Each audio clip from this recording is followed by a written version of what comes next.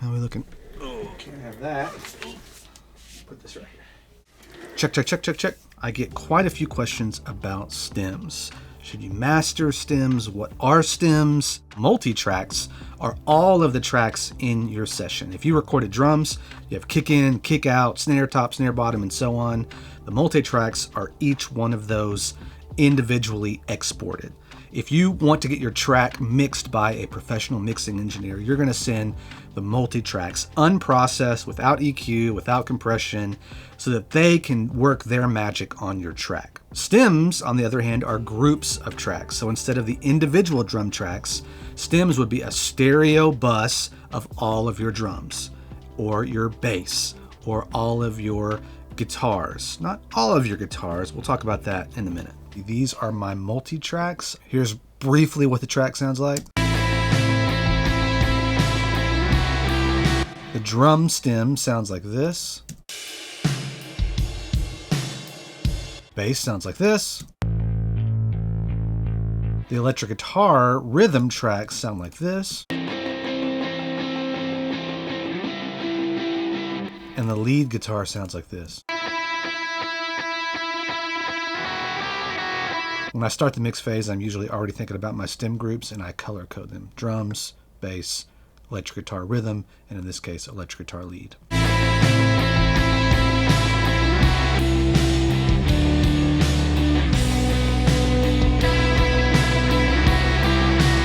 While I was working on the script for this video, I sent it to a friend of mine and he replied back with this really interesting LinkedIn post. The author raised the question, is working with library tracks, and specifically with stems, better than hiring a composer to write custom music for your track? On the surface, I think that's crazy. Of course, it's better to hire a person to write a specific piece of music for a track. But I do see their point from the client perspective, is that when you download a track and you have access to the stems, you have access to all the elements of the track, you kind of know what you're going to get, and you have the ability to manipulate that track to work exactly the way that you want it to work, as long as the editor knows what they're doing inside of the video editing software, or more likely inside of Pro Tools or Logic or whatever. Now, I just read that. I don't know what to think about it. I think there is some truth to it. When you're working with a human being, well, you don't exactly know what that person is going to get. They could blow you away and write something amazing, or it might be a struggle. I'm going to think about that some more. I'm not sure I'm ready to buy into it completely, so leave your thoughts in the comments. Why bother with stems? Well, most of the time it's required.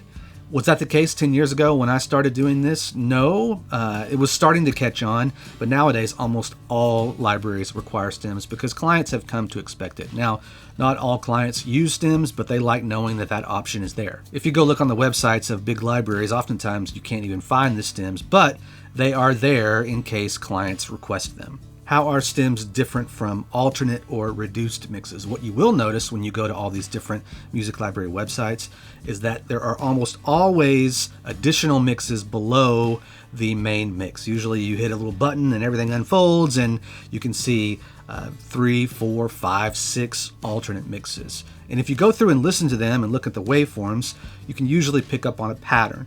You know, it's reduced instrumentation all the way down to the most basic mix that you can get out of the track. Those mixes are usually created by the composer and delivered by the composer.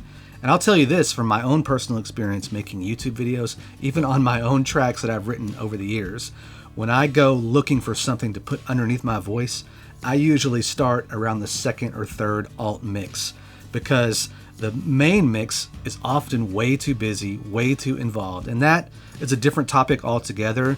Perhaps that main mix is what attracts clients. It's full, it's big, it's got a melodic element possibly.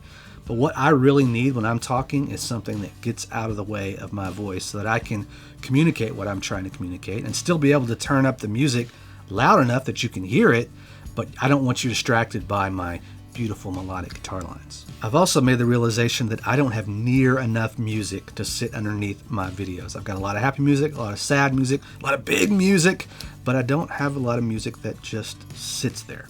It's tough to do.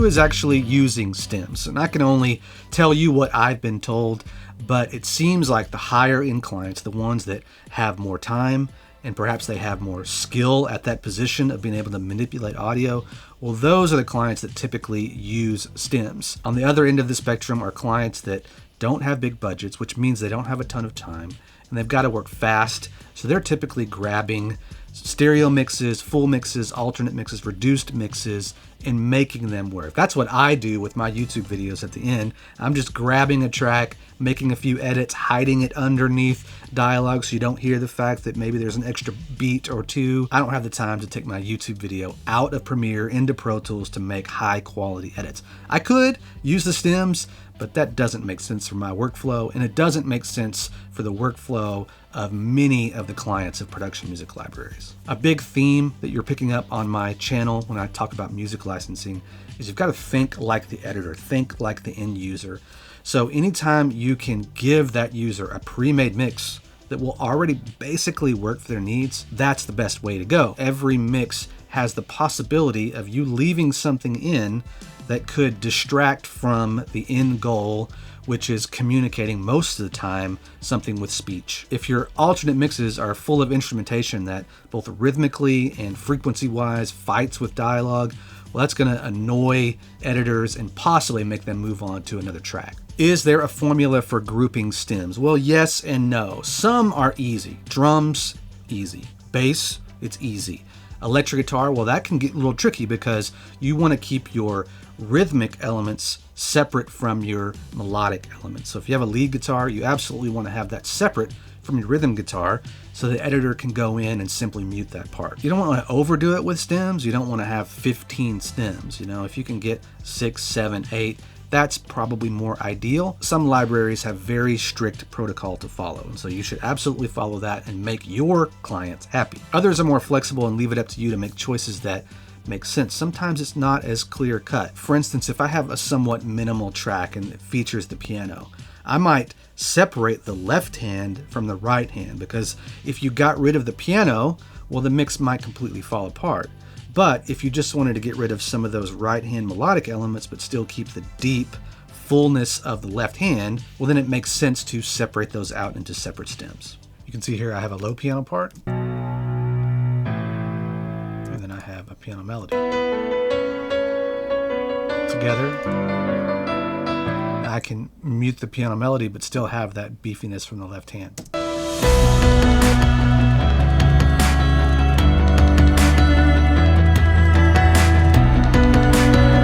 When it comes to orchestral music, you and I might think in terms of sections, right? Cellos, violins, violas.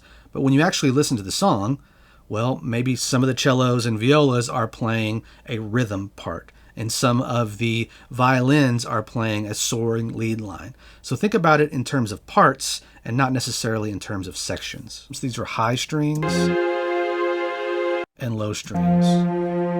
So if you took the high strings out of the mix and left the low,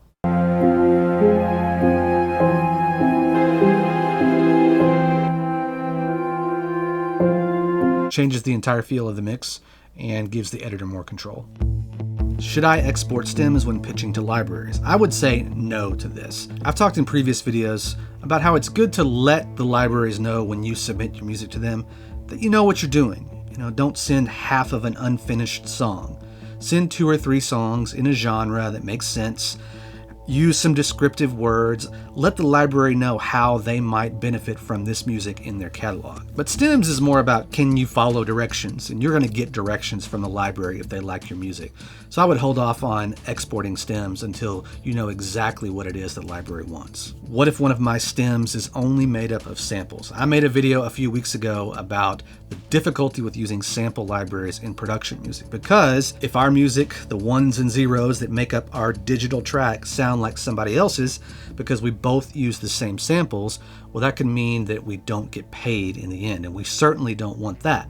So you may do a good job of not necessarily exposing your samples in your alternate mixes or your full mixes, but if you put them into a stem and you're delivering a stem that just has a drum loop on it, well, if for some reason that drum loop only gets used, well, there are a lot of complications there. but it's best to layer it with something else and make it unrecognizable from the original sample. That's my suggestion. And finally, the most frequently asked question about stems is, should I master the stems? Most of us, when we mix, we have processing on the master bus, and that's great for your full mix and your alternate mixes because everything is running through that bus and the compressor is reacting to whatever goes into it, right? When we solo up stems, that is no longer happening the same way. So what happens is, when you export and put them together, they're not exactly identical. There are ways around that. You can not put any processing on your master bus and instead make stem buses and have your processing on each one of those buses. But that's still not the same as processing the master bus. But if the library asks you to do that, well, then you've got to make sure that you follow their guidelines. However, if we're thinking about the end user, most of the time, if a client wants stems, it's because they are going to manipulate those stems, right?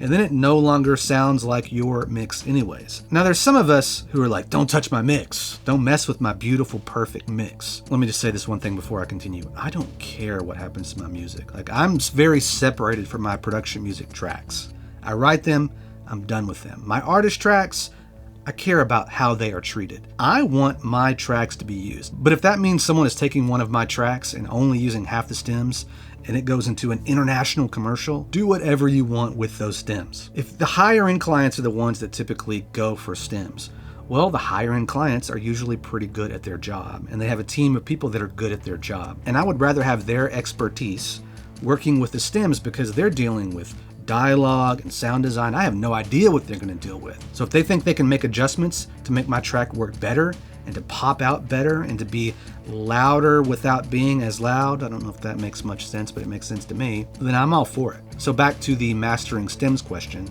Once my stems have been manipulated that much in the final commercial or the final video, who cares if they don't quite sound the same when they're all summed up together? My face is going to pop up around here where you can subscribe, and a playlist of music licensing videos around here. Go watch those. We'll talk soon.